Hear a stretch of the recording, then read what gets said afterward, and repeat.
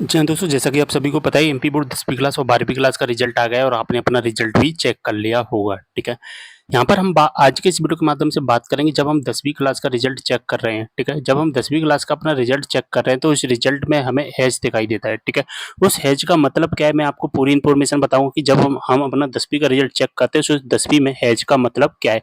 वैसे तो मेरे बहुत सारे वीडियोज अवेलेबल हैं यूट्यूब पर, लेकिन आपको मैं एक नया वीडियो 2025 का अगर बता रहा हूँ जिसमें मैं आपको सारी इन्फॉर्मेशन देने वाला हूँ। तो मैंने एक स्टूडेंट का रिजल्ट ओपन कर लिया है, जैसा कि देख पा रहे हैं इन स्टूडेंट के में हैज आपको मिल जाएगा। तो दोस्तों हैज का मतलब होता है जैसा कि आप सभी को पता है कि आपके 6 विषय होते हैं, तो 6 विषय होते हैं तो आपका टोटल कितना होना चाहिए? एक विषय का 100 होता है तो 6 का कितना होगा? 600।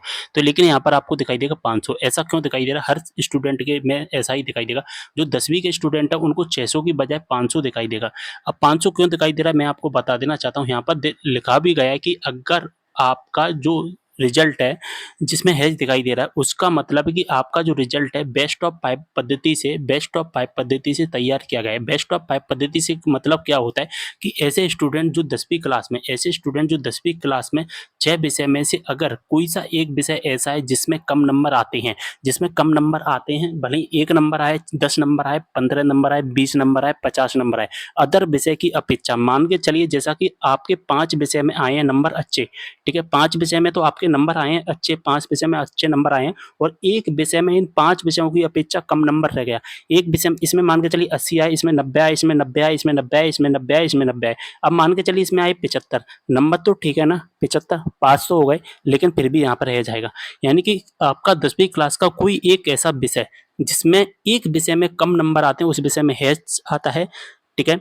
और उस विषय को महायोग में शामिल नहीं किया जाता है, यानी कि जो आपका नंबर है उसमें आपको ऐड नहीं किया जाता है, यानी कि उस विषय को ऐड ही नहीं किया जाता है, उस विषय से मतलब ही नहीं होता है। बात समझ में आ गई? तो एक विषय में अगर कम नंबर है तो आपको हैज मिलेगा। जैसे कि मान के चलिए आपका कोई 5 विषय है जिसमें एक विषय में 40 40 40 40 40 आ गया, ठीक है, और एक विषय आपका जिसमें 20 आ गया, तो 20 नंबर का मतलब तो फेल ही होता है ना, लेकिन आपको फेल नहीं किया जाएगा।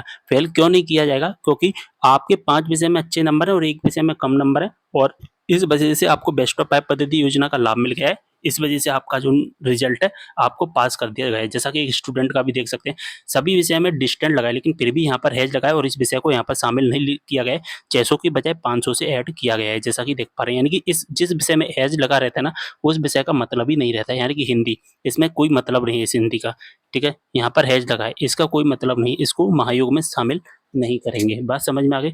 ऐसे ही हम एक और रिजल्ट देख लेते हैं, जैसे कि हैज इसमें लगा है।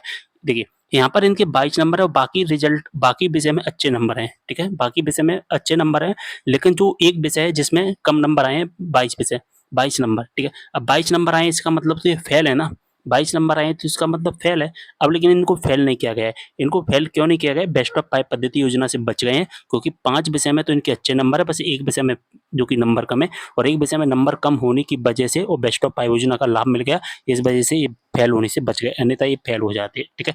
अन्यथा ये क्या हो जाते? फेल हो जाते। तो एक विषय जिसमें कम नंबर आते हैं उस विषय में बेस्ट ऑफ 5 योजना का लाभ मिल जाता है, इसलिए हैज लगता है। जैसा कि देख पा रहे हैं कि एक विषय में कम नंबर है, बाकी विषय में सब अच्छे नंबर है, ठीक है। तो एक जिसमें विषय सबसे कम नंबर आते हैं अन्य विषय की अपेक्षा, तो उसी विषय में आपको हैज मिलेगा, और हैज विषय को यहाँ पर महायोग में शामिल नहीं किया जाएगा, ठीक है। वैसे तो काउंटिंग तो 600 से होनी चाहिए थी, लेकिन काउंटिंग कितने से की गई है? 500 से, यानी कि 5 विषय से। सारी इन्फॉर्मेशन समझ में आ गई होगी।